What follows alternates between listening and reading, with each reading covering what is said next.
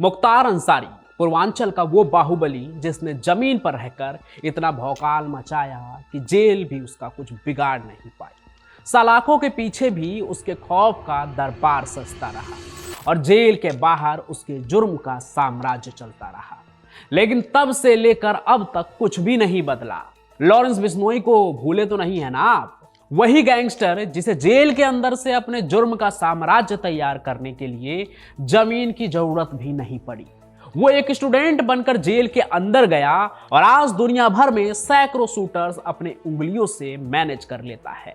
वैसे मुख्तार अंसारी की एक और खासियत थी, सिर्फ सलाखें ही नहीं, उसे सरहद भी नहीं रोक पाती थी। पूर्वांचल का ये वो बाहुबली था जिसने न सिर्फ यूपी में अपना गैंग चलाया बल्कि दिल्ली से लेकर हरियाणा तक अपनी बंदूक की नोक पर नचाता रहा। लॉरेंस यहां भी उससे बिल्कुल मेल खाता है। जन्मा पंजाब में, पढ़ा लिखा हरियाणा और पंजाब की संयुक्त राजधानी चंडीगढ़ में, शुरुआती कांड किए राजस्थान में, फिर पंजाब में और आज की तारीख में तो उसका असर सीधे अंडरवर्ल्ड को चुनौती देने के लिए मुंबई जा पहुंचा है। लेकिन खुद गुजरात के जेल में बंद है, लेकिन गैंग इंटर स्टेट पूरे भारत में है। अब यही जेल से याद आया कि मुख्तार के लिए जेल तो मामूली खेल था। जहां उसे खेलने का मन होता तो बैडमिंटन कोर्ट लग जाता था, मछली खाने का मन होता तो तालाब खुद जाता था। लेकिन लॉरेंस भी मुख्तार से कम थोड़े है। कहते हैं जेल में उसे बाकी अपराधियों से बहुत अलग ट्रीटमेंट मिलता है। भारत के ज्यादातर लोग जितना पूरी जिंदगी नहीं कमा पाते हैं ना, उससे कई ज्यादा लॉरेंस के परिवार वाले उसके ऊपर जेल में उसके मेंटेनेंस पर खर्च कर देते हैं। और जिस जेल में भी लॉरेंस बिश्नोई रहता है उसे वो अपना घर ही बना लेता है। मतलब कितना कुछ मिलता है ना लॉरेंस और मुख्तार अंसारी के बीच। और मिले भी क्यों ना, जब लॉरेंस को इतना बड़ा बनाने के पीछे खुद मुख्तार अंसारी का क्राइम नेटवर्क था। जी हाँ, अगर मुख्तार ना होते तो आज लॉरेंस कुछ भी ना होता। क्या पता वो जेल के बाहर एक नॉर्मल आदमी होता। मुझे पता है वो लोग इस बात को बिल्कुल नहीं मानेंगे जो अब तक लॉरेंस को गैंगस्टर तो छोड़िए एक गुंडा भी नहीं मानते हैं। लेकिन सच यही है कि लॉरेंस का सीधा सीधा कनेक्शन मुख्तार अंसारी के गैंग से था। और ये मैं नहीं कह रहा, अगर आप ढूंढेंगे तो बहुत जगह आपको पढ़ने को भी मिल जाएगा, सोशल मीडिया पर, कई मीडिया के रिपोर्ट्स में भी, कि लॉरेंस आज जो भी है मुख्तार अंसारी के क्राइम नेटवर्क के बदौलत ही है। लेकिन वो पूरी कहानी क्या है, कैसे लॉरेंस मुख्तार गैंग से मिला और क्राइम की दुनिया में मंझा हुआ खिलाड़ी बन गया, आइए आपको एकदम डिटेल में बता दें।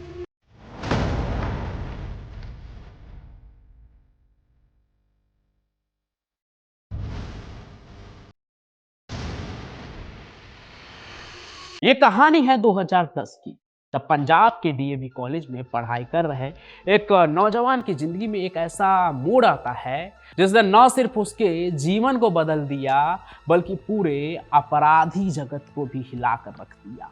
लॉरेंस का जन्म पंजाब के फाजिल्का जिले में हुआ। उसके पिता पुलिस विभाग में कांस्टेबल थे। हमेशा चाहते थे कि उनका बेटा पढ़ाई लिखाई में अच्छा करे, गाँव और समाज का नाम रोशन करे, और भी ना जाने क्या क्या। ये कहानी आपने ना जाने कितनी बार सुनी होगी कि लॉरेंस कॉलेज गया, फिर जेल, गर्लफ्रेंड जला दी गई, वो बदला लेने लगा और गैंगस्टर बन गया। ना जाने लॉरेंस के गैंगस्टर बनने की कितनी ही कहानी है। और जिस तरह की शख्सियत लॉरेंस खुद की बनाने में लगा है, वैसे में कहानियों की फहरिस्त और भी लंबी होती जाएगी। लेकिन फिर भी लॉरेंस का नाम मुख्तार के नेटवर्क से जुड़ना अपने आप में सोचने वाली बात है। मुख्तार यूपी का और लॉरेंस पंजाब का। लॉरेंस जब जवान होने लगा तब मुख्तार अंसारी का गैंग खत्म होने लगा। लॉरेंस ज़्यादातर दिल्ली, हरियाणा, पंजाब और राजस्थान की जेल में रहा और अब वो गुजरात के साबरमती जेल में बंद है। फिर सवाल ये है कि पूर्वांचल के माफिया और उसके नेटवर्क से लॉरेंस का मेल हुआ कैसे।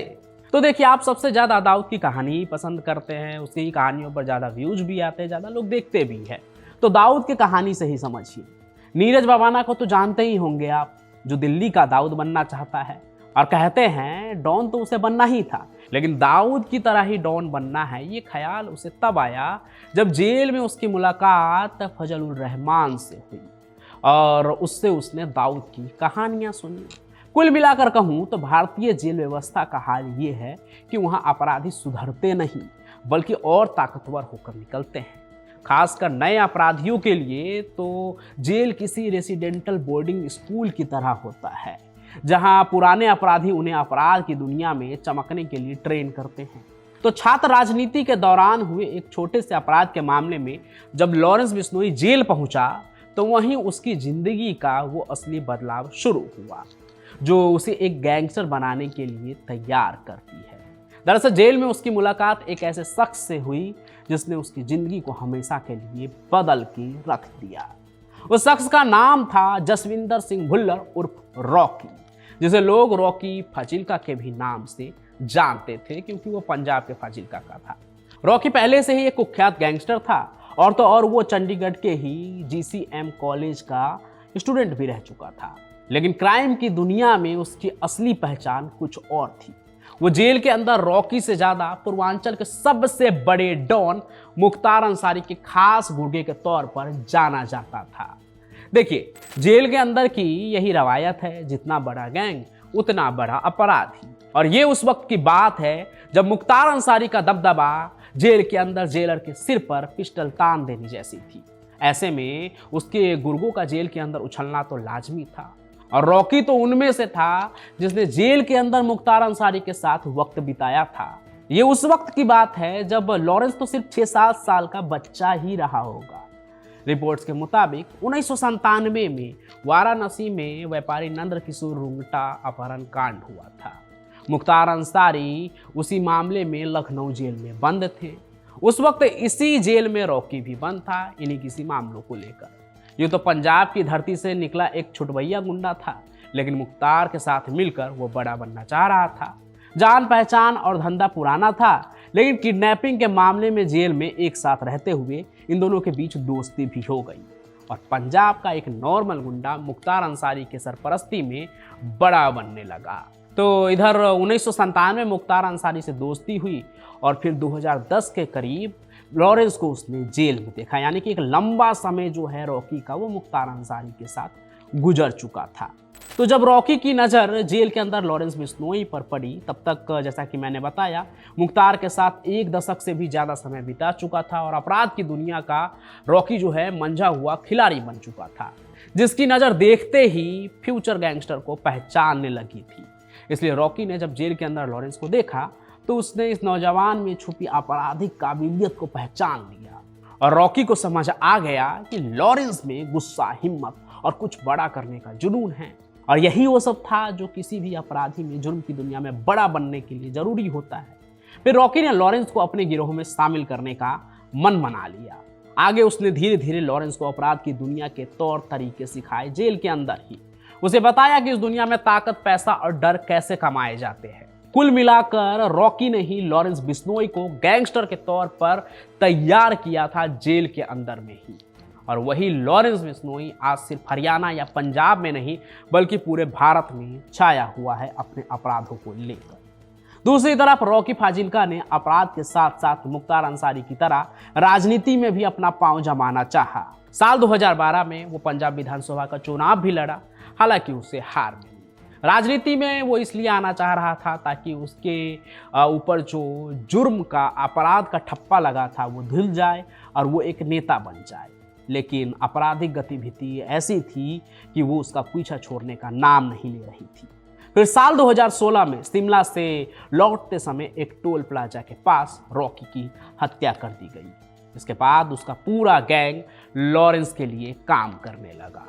आज लॉरेंस बिश्नोई का नाम देश के सबसे कुख्यात गैंगस्टरों में शुमार है, लेकिन उसकी कहानी बताती है कि कैसे एक आम जो नॉर्मल सा स्टूडेंट लीडर था, जो अफसर बनना चाहता था, फिर बाद में राजनीति में आना चाहा, वो जुर्म की दुनिया का बेताज बादशाह बन गया। कैसे?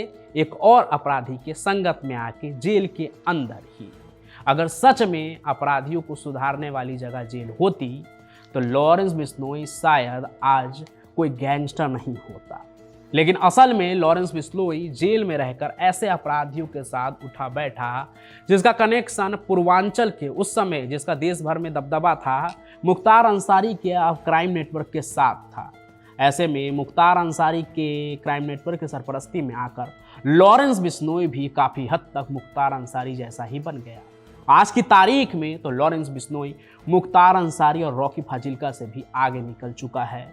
उसके नीचे सैकड़ों शूटर्स काम करते हैं। देश भर में ही नहीं, विदेश में भी उसके गैंग के कारनामे जो है हर दिन अखबार की सुर्खियों में शुमार होता है। लेकिन एक बात ये भी सोचने वाली है, क्या अगर लॉरेंस बिश्नोई की मुलाकात रॉकी फाजिल्का या फिर मुख्तार अंसारी जैसे गैंगस्टर के नेटवर्क से नहीं होता तो क्या वो आज एक नॉर्मल इंसान होता? क्या वो जेल के बाहर होता? ये सवाल मैं आप पर छोड़ कर जाता हूँ, इसका जवाब आप दीजिएगा। मांगे आज की कहानी में बस इतना ही। कहानी अच्छी लगी हो तो आप लाइक कीजिए, ज़्यादा से ज़्यादा शेयर कीजिए और हमारे इस चैनल को सब्सक्राइब भी ज़रूर कर लीजिए। कहानी सुनने के साथ साथ अगर आप पढ़ने में भी दिलचस्पी रखते हैं तो मैंने एक किताब लिखी है, क्राइम फिक्शन नोवेल है, उसने कहा आई हेट राइटर, तो प्रोडक्ट लिस्ट में आपको वो मिल जाएगा। तो आपको इस किताब को भी ज़रूर पढ़िए। आपको क्राइम की दुनिया की एक दिलचस्प जो फिक्शन कहानी आपको पढ़ने को मिलेगी। और ये कहानी आपको कैसी लगी जो मैंने लिखी है वो भी आप आगे आकर मुझे ज़रूर बताइएगा। तो मैं पंचम प्रकाश फिर आपसे मिलता रहूँगा किसी और कहानी में। तब तक के लिए आपका बहुत बहुत धन्यवाद।